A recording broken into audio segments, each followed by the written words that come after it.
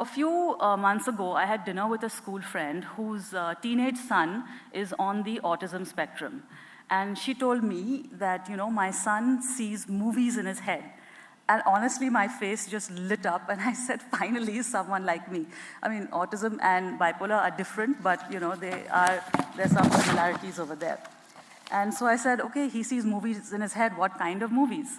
So she said, well, there are lots of animals in them, and then they usually die in the end.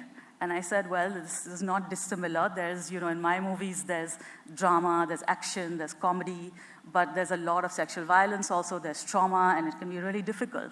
And the challenge with these movies in your head is that you are totally disconnected from the outside world when all of this is going on. And these movies are so engrossing, just like she said about her son, that you can't pay attention. And just imagine being in a dark cinema, okay, and you're watching this, and whether it's entertaining, whether it's scary, whether it's traumatic, you're fascinated by it.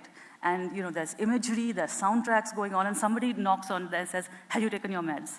When did you last sleep? How many hours have you slept? And they're saying it out of concern, but honestly what you're thinking is, I am going to throw something at you because there is so much going on inside my head that I can't actually concentrate on a thing that you've said. And my favorite bipolar joke, if you get it, is that the trouble with being bipolar is that you can't really take your mind off the problem. You just sort of have to figure it out. So bipolar is serious. I mean, I make jokes, but it is in the same realm of something like schizophrenia, right? And I have the more severe version of it. It's in the form of the mania that Radhika described, and also some of the depression. And there is something very, very raw and intense and very passionate and very energetic inside me. It is that tigress who I know that's there in me. There is that sea monster which is there in me. It's a different form of energy, and actually I'm only coming to terms now with what that expression of that energy is.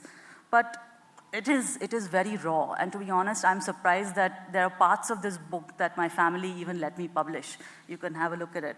So anyway, then my friend asked me, what shall I tell my son about the movies and how to deal with them? So I said, look, I can only give you my advice, which is you ask him who has got the remote control for that movie. Is that remote control in his hand, or is that remote control in somebody else's hand? And that is exactly what my mentor, Koza Merchant, asked me once. And he said, he sat me down when I had given him 50 pages of writing in 5 days and so many voice notes. And he said, are you going to live in your head, or are you going to live in the real world? And after you get manic, you get so dejected and disappointed because all these grand schemes that you've had, none of that has happened, and you're just so down. And I didn't even know what he meant by that, but I was listening to him.